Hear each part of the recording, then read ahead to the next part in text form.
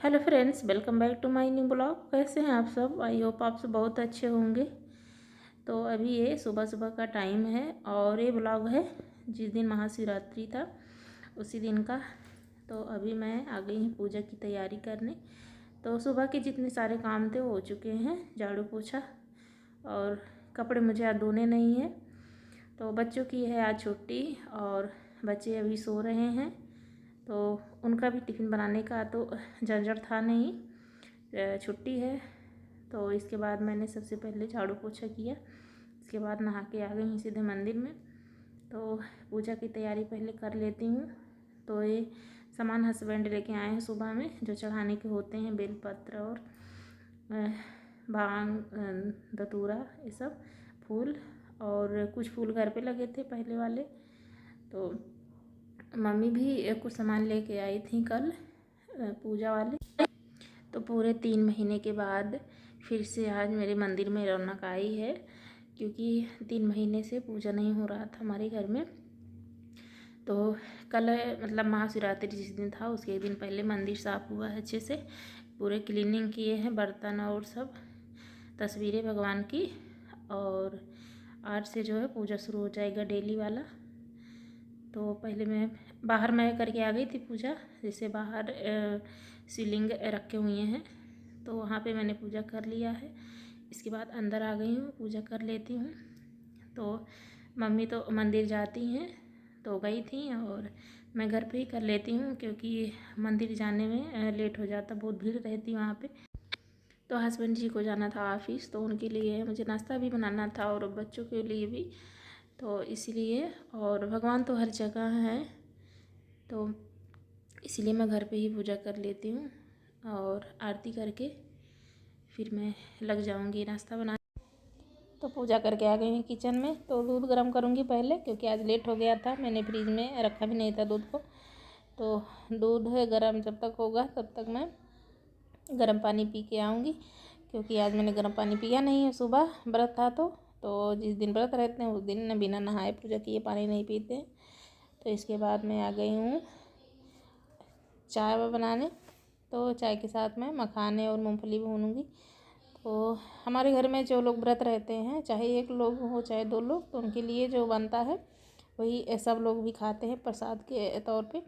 फिर इसके बाद खाना तो बनता है, तो वही भून लेती हूँ, तो सबका हो जाएगा चाय के साथ में। तो चाय वाय पी के तो मम्मी गई थी मंदिर अभी, तो हस्बैंड और बच्चे हम लोग नाश्ता कर लिए। इसके बाद मैंने कल घी बनाया था रात में, मतलब डिनर बनाने के बाद। तो मैंने उसको छाना नहीं था छन्नी से, उसे छोड़ दिया कि सुबह छानेंगे, और अभी ठंडक है तो पूरी तरह से घी जम गया था। तो फिर मैंने उसको गर्म किया, तो उसको भी छान लेती हूँ, और मैं बनाने जा रही हूँ लड्डू। तो अभी आप सबके साथ शेयर करूँगी, बहुत टेस्टी होते हैं। तो जब मैं घी निकालती हूँ तो इस तरह से या तो मैं बर्फ़ी बना लेती हूँ या तो लड्डू, और बहुत टेस्टी लगता है।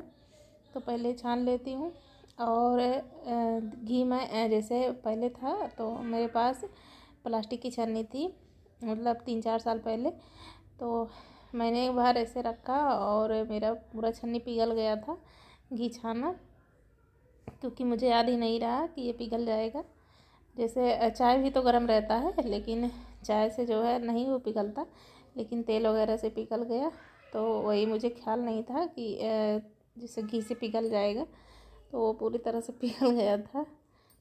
तो हमेशा के लिए मैं स्टील की छन्नी इस्तेमाल करने लगी हूँ, चाय के साथ में भी और घी के साथ में भी सही रहता है। प्लास्टिक वगैरह अवॉइड भी करना चाहिए। तो गरम करके मैंने उसको छान लिया है।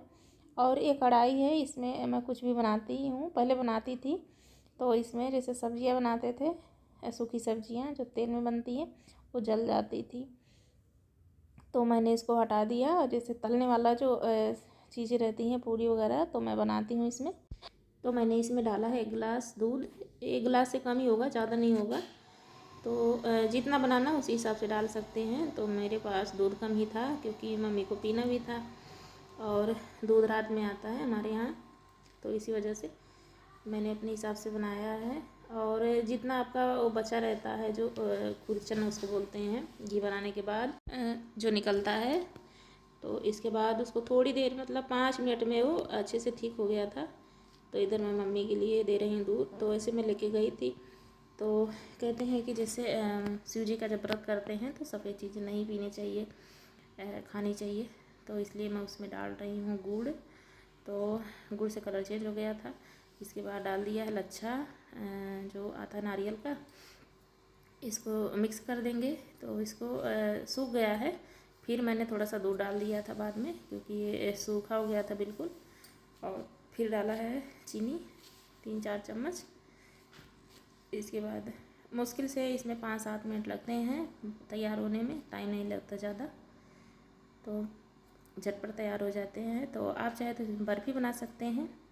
तो उसमें जैसे बर्फ़ी बनाने के लिए उसमें जो लच्छा होता है कम पड़ेगा और दूध थोड़ा ज़्यादा।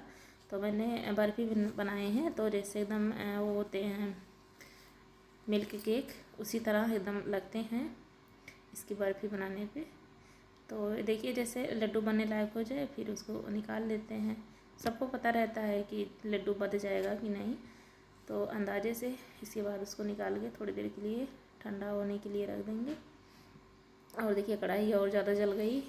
तो थोड़ी देर ठंडा होने के बाद फिर मैंने बना लिया है लड्डू गोल गोल।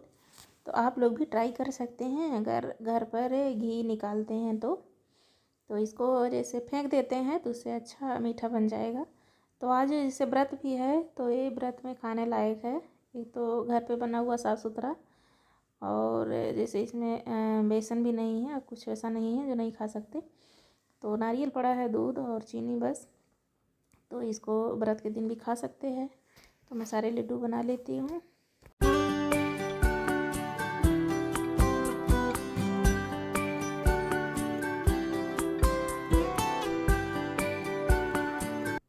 तो ये देखिए लड्डू बनकर तैयार हो गए हैं। 7 लड्डू बने हैं तो हम सबके भर के काफ़ी हैं।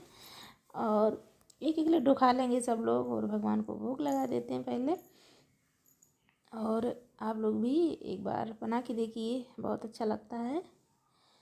तो अभी मैं सब लोग खा लिए हैं लड्डू। इसके बाद मैं आ गई हूँ बच्चों के लिए लंच बनाने। तो अभी दोपहर के बज रहे हैं 1:30। और मैंने कल शाम में सब्जी पूड़ी बनाया था ज़्यादा ही, तो बच्चों ने सुबह खा लिया था। और इसके बाद फिर अभी लंच बनाने में लग गई हूँ। तो लौकी की सब्ज़ी और चावल बनाऊँगी बच्चों के लिए, रोटी नहीं बनाना है। और ये सब्ज़ी चावल के साथ बहुत अच्छा लगता है, लौकी की सब्ज़ी। तो हमारे घर में लौकी सबको बहुत ज़्यादा पसंद है। बच्चे तो रोज़ मांगते हैं अपने लंच बॉक्स में कि ये लौकी की सब्ज़ी ले जाएंगे। लेकिन जिस तरीके से मैं बनाती हूँ उसी तरीके से। और हमारे घर में यही एक तरीके से बनता है लौकी की सब्ज़ी। और इसमें मसाला नहीं पड़ेगा, केवल जीरे का तड़का और दिया है और मिर्च का। और जैसे आज व्रत है तो लहसुन का तड़का नहीं दिया है, नहीं तो जैसे लहसुन मिर्च का तड़का और इसके बाद ऊपर से जीरा भून के डलता है तो और स्वादिष्ट लगता है। तो देखिए बनकर तैयार हो गया है। तो चावल के साथ बहुत अच्छा लगता है। तो अभी हो गया है शाम और मैं बनाने लगी हूँ आलू का जो छौंका बनाते हैं व्रत में खाने लायक घी में। तो वही उसी तैयारी में लगी हूँ। तो आलू बन चुका है और आलू छील करके तो सबसे पहले बनाएंगे व्रत वाला। इसके बाद सब्जी बनाएंगे अलग से बच्चों के लिए और पराठा। और सुबह में राइस बची थी तो उसको फ्राइड राइस बना देंगे, तो वही खा लेंगे। और हम लोग जो है आलू का छौंका खा लेंगे जो व्रत में खाया जाता है। तो यही सब बनता है। तो पहले होता था कि केवल एक टाइम खाते थे सुबह व्रत में, गांव में तो अभी ही चलता है।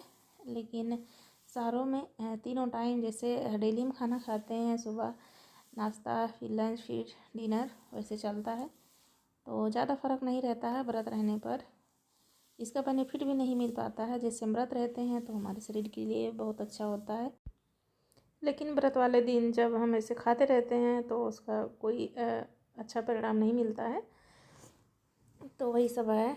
तो मैंने यहाँ पे जीरा और हरी मिर्च का तड़का लगा दिया है। और इसके बाद थोड़ा टमाटर डालेंगे बस।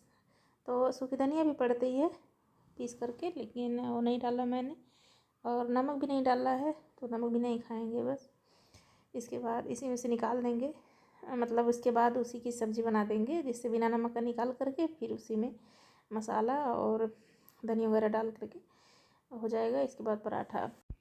तो आज का दिन अच्छा रहा है, क्योंकि आज से हमारे घर में फिर से पूजा शुरू हो रही है पूरे 3 महीने के बाद। तो सबसे अच्छा ही रहा है आज का दिन। आई होप आप सबको अच्छा लगा होगा वीडियो। तो अच्छा लगा हो तो लाइक शेयर सब्सक्राइब करिए और अपना ख्याल रखिए। भगवान आप सबकी मनोकामना पूरी करे। फिर मिलूँगी नेक्स्ट वीडियो में।